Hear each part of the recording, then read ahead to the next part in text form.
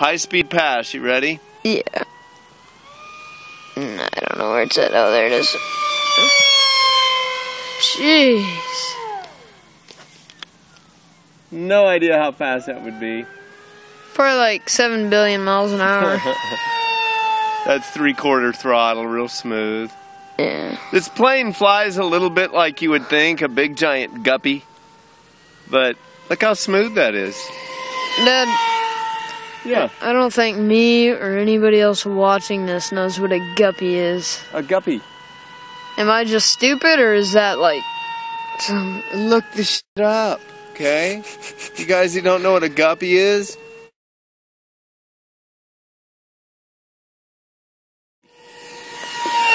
That was half throttle. Oh my gosh. That's fast. I'm getting something like, I don't know, 3-minute flight times out of this too. I don't know if you can see that very good. I don't think this plane does stunts very well. I could do a loop, but who cares? Little slowly, I gotta adjust that. That thing's fast. It's hard to keep it on the camera. Did you see how squirrely it was down there, the tail? I can't tell. I just barely touch that elevator and it goes flying. Let's try that again. It seems to fly a lot. Woo! That's just a total kick in the ass to fly that. 3/4 throttle.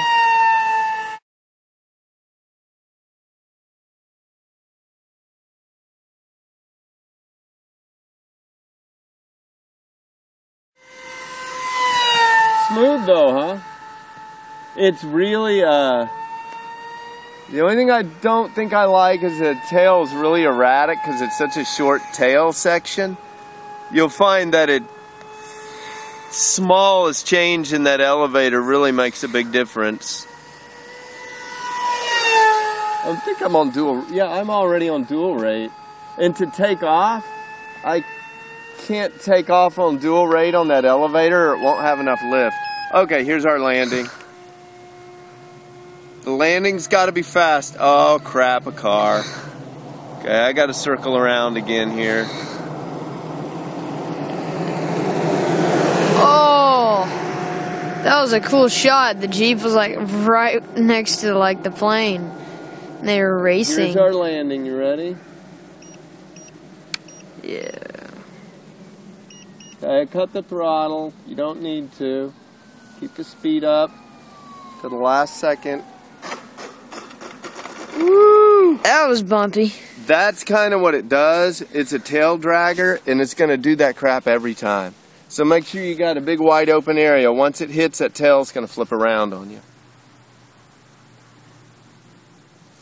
Dad, that's clear. Alright guys, I'm out of 4-cell batteries from flying this thing, but I do have a 2200 milliamp, and so I went ahead and balanced it to the little spar there, and everything's perfect. But I found out on the last landing, if I had these flaperons like that, it really landed way better, slower, more controlled. So I'm going to try to take off that way too. And 2200 milliamp weighs less, so I might be able to do a little bit more slow flying. So I'm not going to try to go fast on a 3-cell. I'm just going to try to fly it slow and land well. Because so far I haven't landed it very well. Takeoffs are a bitch because that tail wants to flip-flop around really bad.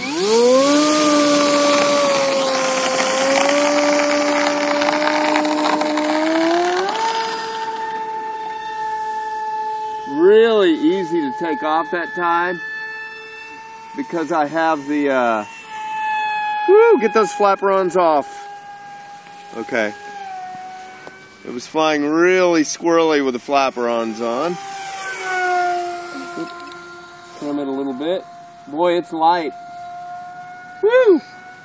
Flies a little different. I'm getting used to it here. I'm not used to this plane being so light. I don't think I like it. Yeah, sure blowing around a lot more. I think this is not quite enough weight for this fast of a plane. Here, I'll do a high speed just to show you what 3-cell is with high speed. Oh, that's it. Probably 70-ish. Tell you what I'll try, here's a loop. Because with less weight, yeah, it does a little bit better, but I don't think that's what this plane is for anyway. Okay, I'm going to go ahead and try to land this with the flaperons on. I missed that pass. It's too hard for me to get the flaperons on. Okay, they're on now. It's flying really odd, but I think we're going to get a much better landing out of it. Let's see.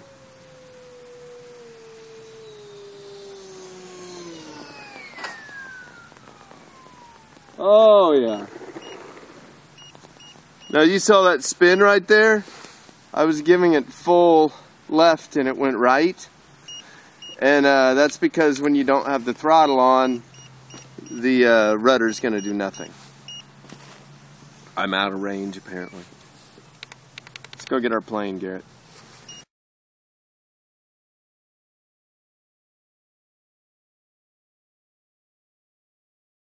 This is the most exciting plane I've flown in a long time, but it took me a little while to get it in the air because it had some problems, so I'm going to show you what I did to fix those, and hopefully you can get yours up in the air quickly. To start with, the BG originally, of course, if you know anything about its history, was a racing plane. You may want to Google it just for fun, just because it kind of feels like you're flying a piece of history with this plane anyway. So because it was a racing plane, I went with the fastest setup I thought I could put in this thing, and put the 3,000 kilovolt motor on it with 80 amp ESC, and then I have a separate BEC in case I fry something and I don't want to wreck the plane. At least I can hopefully gently glide to some kind of a landing. And then I run it on an 1800 milliamp to 2000 milliamp 4-cell batteries. I found the nano Turnigys seem to be the best batteries I've been able to put in this thing so far. They're light and really powerful. Let's look inside this thing. Look at that enormous battery bay, huh? Look at all that.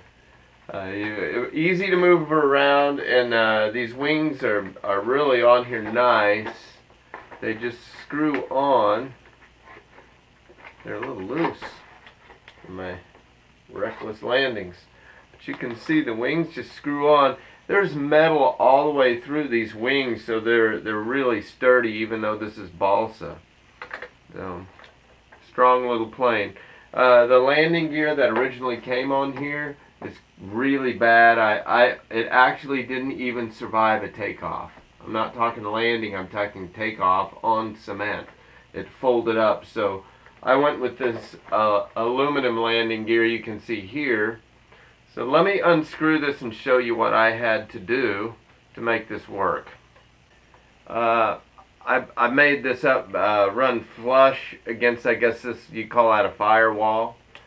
And then I just simply bolted it down here to something on the other side here. You can see what I've done. And that really holds nice. It's just aluminum. And really very sturdy. You saw in the video I landed kind of hard, and man, it took a beating. So that's my front landing gear. I haven't had any problem. Oh, you can see here, this is a piece of plywood that I've added, and I've screwed onto that. And by the way, I re-glued all of these joints here. They were all a little bit loose. So you may want to go through the airplane and check for loose joints and parts where they didn't glue it well. Because I had to, and I think I may have saved the plane. There's your 3,000 kilovolt motor. And notice I put the ESC right here. I wanted the air to come through and cool it, and also I suspected this thing would be a little tail heavy, as short as the nose is. So I put as much weight as I could up front, so I wouldn't have to put the battery so high, try so hard to put this battery up so high to get the center of gravity right. It worked out. In fact, you may not be able to see that black line there, but that's where the battery rests. Where I sort of screwed up is when I put the bolts in right here, my battery runs into the bolts. So if there's any way you can go a little bit wider with your bolts, you may save the problem of not having enough area to scoot your battery up in your battery bay. I just use Velcro for my battery. On my battery, I press it down, and then I have straps that go over the top of the battery that pin it down, and it holds it pretty well, but it's kind of a pain in the butt to pull it off of there. If I could remove these, it would be easier, but it seems a little risky, so I'm not going to do it. As far as the back here, being a tail dragger, if you saw the video earlier, you saw what a problem that was. I put a bolt in here just so we wouldn't, wood's just going to get chewed to pieces. So I put a bolt here, and then I put this tape over it, hoping it would be a little more rubbery and add a little more resistance so the tail would not swing around as much as just raw metal. It helped, but it's still not very good. If somebody can find a way and make a video of how they did it, of how they added a tail wheel on this thing, I would really like to see it, because that's the only thing I don't like about this plane, is you can't steer it on the runway. It probably works a lot better in grass, being that grass is going to hold it a little more steady in the back there. But I'm on concrete, so it doesn't work on concrete very well. It's scary. Alright. What else we got here? Let me look at my notes so I don't just blab on about nothing here. Oh, I used two different kind of propellers. The video you saw is me using the smaller propeller here. Oops, smaller propeller here. I think I'd really prefer the 6x4 prop, but you're not supposed to run this setup with the 6x4 because it pulls too many watts. But what I found is if I accelerate slowly and allow the airplane to, instead of just punching the throttle to the ground when I'm only going about 20 miles an hour, if I go slowly on the throttle, I think I'm not getting this huge jump in watts immediately with a 6x4 propeller. But the 6x4 just grabs more air, and I think it works better with this airplane. In fact, look at this, because of that cowling, you can see we're wasting a lot of the energy from this propeller hitting the cowling and running inside. So the larger prop helps for that. Both work though. But the engine comes back a little less hot with the smaller propeller. This cowling is made of fiberglass. It's pretty strong. You can see I dinged it up when I burned the battery up on one of my first flights because I didn't have a high enough C rating. It took a pretty big dive, and it didn't even hurt it. So the plane's pretty darn durable considering it's made of balsa. What else we got here? Landing gear, we've gone through that. Let me show you the throws on this. I forgot my radio. Let me run upstairs and go get it. And I'll show you exactly what the throws were. Oh, center of gravity while I'm here. These little, you can feel the spar with your finger right there. You can feel that little balsa wood right there. That's actually listed in your directions. I think it was 73 millimeters, whatever it is. That's right on that spar, and that's what I've been using. It may be a hair tail heavy. I certainly would not go this direction with your center of gravity. I would be more inclined to go a little bit in front of it, but I'm right on with it and haven't had too much problem. Let me run upstairs and go grab my remote control, and we'll look at the throws on this thing. I think we're back on there. I'm going to go ahead and put the battery in and let you see me put this in. 1.8 millimeter, 1800 milliamp, sorry. Turnigy, nano-tech. I like the battery. Gives me about 3 minutes of flight, unless I'm punching. 2 minutes and 45 seconds if I'm just punching it hard and it comes back a little warm and a little run down. But okay, you can see my BEC here. In case I lose my ESC, I'm not going to wreck the thing. I've been doing that ever since I caused one of my motors burned up, which then shorted out the ESC, which then wrecked my plane. I could have just gently glided down and replaced a few parts and been back up, but it destroyed everything. So ever since then, I've been using BECs on these high-powered planes. Okay, I'm going to slide that right up to the center of gravity. Pin it down. Wrap one time around. And that's it. It's real nice. And like I said, right there on those spars, you can feel them with your finger. I like to make little markers so when I'm at the field, I can quickly check my center of gravity. And there it is. It's pretty good. That's right where they listed it, and you saw it fly with it right there too. Here's your elevator.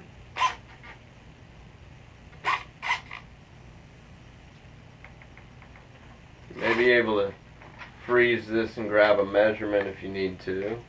Do that again.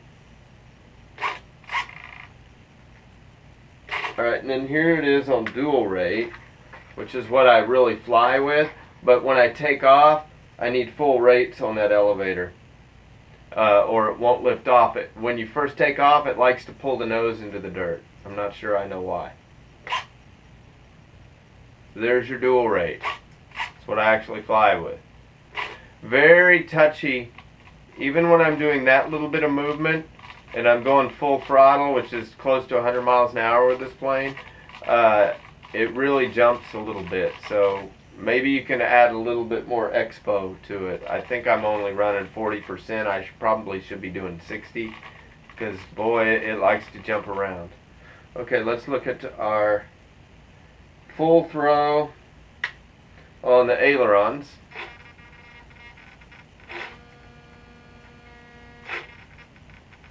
Alright, dual rate on the ailerons. This is probably a little bit lower than you need, but I just use it for pylon racing mostly, so I have it dialed down quite a bit. See? The other thing I probably should show you, oh, here's your rudder. You may need a lot because it's hard to control this thing on the ground, so that's why I have that much rudder. That's probably not showing you the rudder very well. Let's try it at this angle.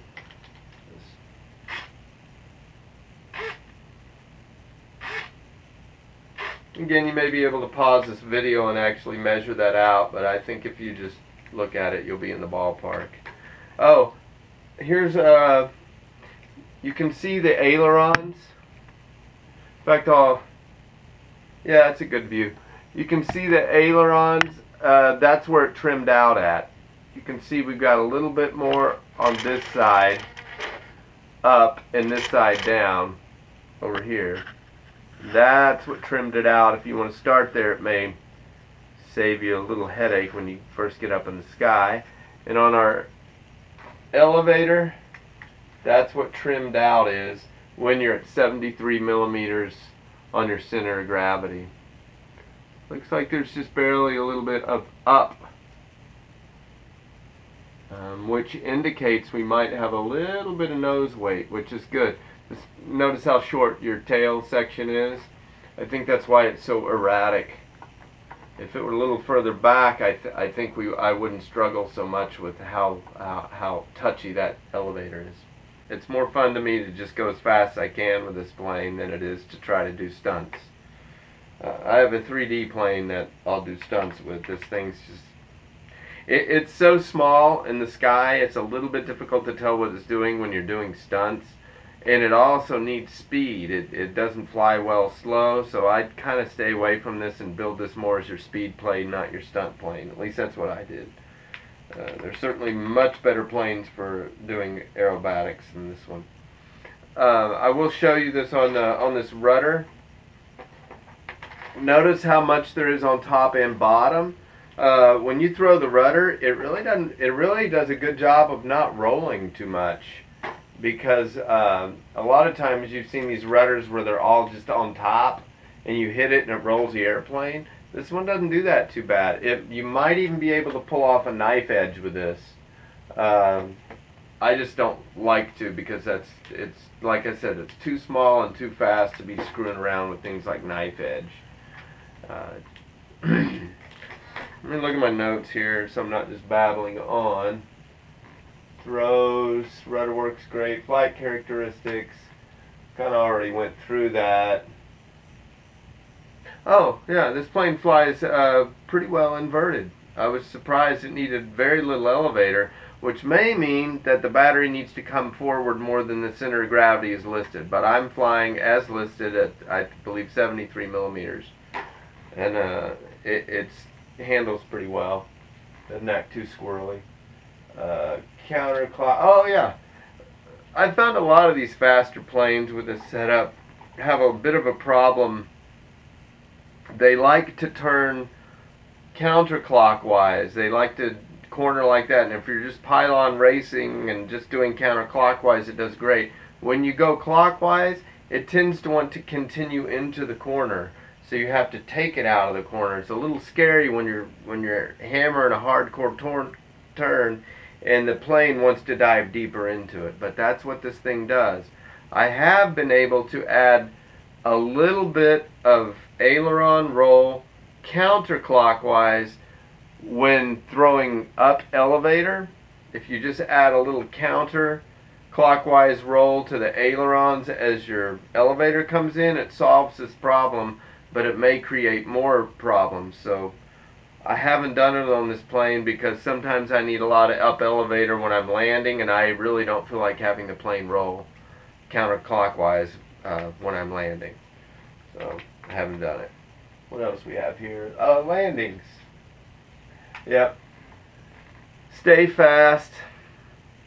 It will drop out of the sky on you. It doesn't fly well slow. Also have a lot of room for this tail to swing around unless you added a back wheel, which I did not. If you didn't add a back wheel, when you land, that back end's just going to swing around. There's literally nothing you're going to be able to do about it, because without throttle and air passing past the rudder, moving the rudder doesn't do any good. There's no wind passing past it, so it doesn't even realize you're turning. That's about it. I'm excited about this plane. When I put this thing up in the air, every time I get stoked. It's fun to just haul butt with it. And with this setup, I think I'm doing 100 miles an hour. I'm going to run up there and go do a Doppler reading on the passes I did and go see for sure just how fast it goes. But however fast it's going, the video doesn't really do it justice. It looked much faster while we were at the airfield. I was really surprised how slow it looked in the video. It really is fun, fast, little tiny plane.